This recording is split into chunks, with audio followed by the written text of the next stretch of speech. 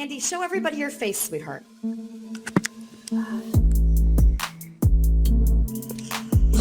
It's horrible.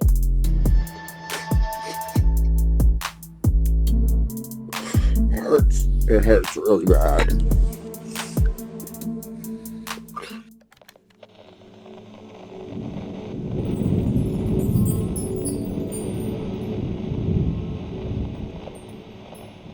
What's going on, everyone? It's Nina Infinity, and today I'll be sharing my thoughts on what happened to Andy Dick. Please hit the like, share the video, and subscribe.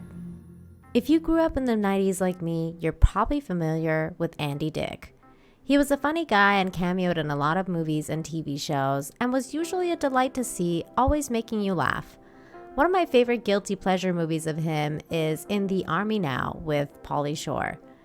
Andy got his start on The Ben Stiller Show, but I mostly watched him on a show called News Radio, an amazing show with a fantastic cast of heavy hitters in comedy: Dave Foley, Mara Tierney, Stephen Root, and of course, Phil Hartman. Nowadays, most people also know the show for giving a start to one of the biggest podcasters in the world, Joe Rogan, who had this to say about working with Andy on News Radio. There were no kids on News Radio, right? Were there any Lifetime? They were all adults. Yes, all adults except Andy Dick. Andy Dick's just whatever he is. Yeah. Have you had him on recently? Yeah. I had him on once. I'm like, that's enough. Yeah. There's drunk Andy, and when drunk Andy's around, you just got to get the fuck out of there. Yeah. You know, you can tell the difference. It's two different guys. He's very aggressive. Yeah. He gets like bangs in the car window, and you're like, oh no, it's drunk Andy. Yeah. And sober Andy's a fucking sweetheart. Wonderful guy. And so funny, man. He's a hilarious guy. We did scenes together where we had to do the take 5-6 times because I couldn't stay straight. I kept cracking. Well, you can't stay straight with Andy. Yeah. I remember that Andy was always one of those troubled celebrities and saw his face on tabloids here and there. I also knew that he was a recovering addict because he was on Sober House, a celebrity rehab spinoff in 2009, and has talked about his alcoholism in the past with Dr. Drew. I admit that I'm an alcoholic, and you know, the whole part that it's a disease I have trouble with. Still? Well, because it doesn't feel like a disease. I get that when I drink, it ain't no good. I know that. And also, because I heard somebody say this, it's the powerlessness over alcohol I sometimes have a problem with. But the thing is that I have to admit that, because if I don't do the work, like what you guys have been telling me for years and years, if I'm not doing that work, I know I will drink again. Absolutely. Well, sadly, Andy stopped doing the work and has clearly relapsed very badly. One could say that this is as rock bottom is going to get. On April 3rd, Andy was beaten up by a stranger in Las Vegas and was interviewed about it by his ex, Alyssa. Andy, who did this to you? Stranger. Literal stranger. This is from another live stream of him on April 10th, where he's out with a friend that goes by Wappy Flanker. As it happens, Andy is currently living in Wappy Flanker's house. Wappy is an IRL streamer who is constantly live streaming Andy and claims to be raising money for him. So now, Andy can be seen living in Wappy's house, where he sleeps on a cot in a really depressing looking living room. I assume that he got there after being evicted from his previous residence due to many factors. Hey, if you can start a little like, go fuck me, fund me. Can you tell us why are you being evicted, Andy? For every reason possible. Name one. Name one Okay, reason. didn't pay the rent. One reason why somebody would be evicted. No rent paid. Okay. Next. Misbehavior, loud, bothering neighbors. Yes. Yes. Next. Police activity. Next. Yes. No, but listen. Why don't you start with just death? I died here. I died here when I accidentally did fentanyl, and they were dragging me down the hallway.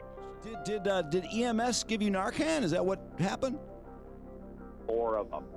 No, and my boy went down. He ran down to the tent people to get the Narcan that they hand out. Yeah, but that was months ago. It was like 7-9 months ago. Like sick of all drugs. I died. Literally died. I turned blue, stopped breathing. Oh my God. Oh, and speaking of raising money, after being evicted, Mark Fellhauer did make a GoFundMe for Andy and raised $2,075 to get him situated. Recently, Andy, who's living with Wappy and seemingly being exploited by him and others, gets swatted because some other IRL streamers thought that Andy was in distress and called the cops on them. I use the term exploited very loosely here because I think Andy is exploiting himself and everyone else with this latest IRL streaming stunt.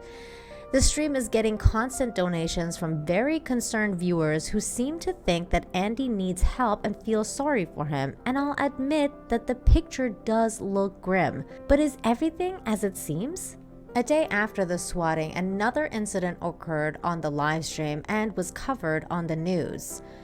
Andy Dick got a visit from cops in Las Vegas after his angry Twitch streamer roommate pulled a gun while live on the web as the troubled comedian pleaded, "Don't shoot the gun." Needless to say, Andy is a mess. You see, I hadn't heard anything about Andy Dick for some time, and then I happened to see the video of Andy being beaten up in Vegas, and I needed to know how this man ended up like this. How a man who had so much potential as a young comedian, who basically got his start on the same show as Joe Rogan, could be so rapidly different than Rogan in every way imaginable. So I went down a rabbit hole and I found out that Andy Dick is only a victim of his own choices and enslaved by his addictions. So, dear viewer, I'm going to show you what I discovered about Andy Dick. It begins here with an article entitled "Where is Andy Dick Now?" by Kieran Fisher, which chronicles some of Andy's insane past transgressions. Andy Dick's string of legal problems stretches back to 1999 when he drove into a utility pole while intoxicated. A search of his car produced cocaine and marijuana as well as paraphernalia, and he was charged with possession, hit and run driving, and driving under the influence. Dick entered a treatment program and had felony charges dropped. In 2004, Dick was arrested for showing his buttocks at a McDonald's and kicked off stage at a comedy festival a year later for exposing himself. In 2006, Dick famously licked Farrah Fawcett, Carrie Fisher, and Patton Oswalt during a Comedy Central roast of William Shatner. While the channel's roasts are known for being over the top, he went too far when he groped and bit New York Post writer Mandy Stadmiller. Dick wisely returned to rehab after the incident, but made another outrageous TV appearance the following year when he was dragged off the set of Jimmy Kimmel Live. Are we seeing a pattern yet? But wait, there's more. In 2007, Jon Lovitz talked about having it out with Andy Dick over the Hartman Hex. For those of you that don't remember, Phil Hartman died tragically in a murder-suicide shot by his wife Bryn, who then took her own life. It was later revealed that Bryn had been under the influence of cocaine and alcohol, which resulted in the tragedy, and Lovitz accused Andy of being the catalyst of that happening for being the person to give Bryn the cocaine. The story goes that Lovitz starred on news radio after Hartman's death and got tired of Andy bullying him on set and claimed that Andy was giving him a hard time for no reason before finally telling him that he shouldn't be there, to which he replied, "Well, if you hadn't given Bryn the coke in the first place, I wouldn't be here." But apparently after saying that, Lovitz apologized to Andy and things were seemingly okay. Until years later in 2007 when Lovitz got into a fight with a very drunk Andy Dick at the Laugh Factory, who told him that he had put the Hartman Hex on him. That meant that he was going to die next, which resulted in Jon Lovitz smashing Andy's head into the bar and claimed that he would have kept going had the doorman not broken up the fight. In 2008, Dick was charged with sexual battery after pulling down the bra and tank top of a 17-year-old, publicly exposing her. He was also charged with drug possession and sentenced to 3 years probation. That is so gross. She was a minor. In 2010, he was charged with sexual abuse after groping a bartender and patron at a Huntington, West Virginia bar. In 2011, he was sued for emotional damages by an audience member after reportedly rubbing his genitals on the man's face during a comedy routine. In November 2014, he was arrested for stealing some guy's necklace. He entered rehab for the 13th time in 2015, after which he spoke optimistically about recovery and lined up roles in Zoolander 2 and Netflix series Love. In October of 2017, the actor was dropped from 2 separate movies, Raising Buchanan and Vampire Dad. His removal was provoked by a variety of complaints alleging Dick inappropriately groped members of the production, though no members of the crew have formally come forward. "I didn't grope anybody. I might have kissed somebody on the cheek to say goodbye and then licked them," Dick told The Hollywood Reporter following his removal from the film. "That's my thing. I licked Carrie Fisher at the roast. It's me being funny. I'm not trying to sexually harass people."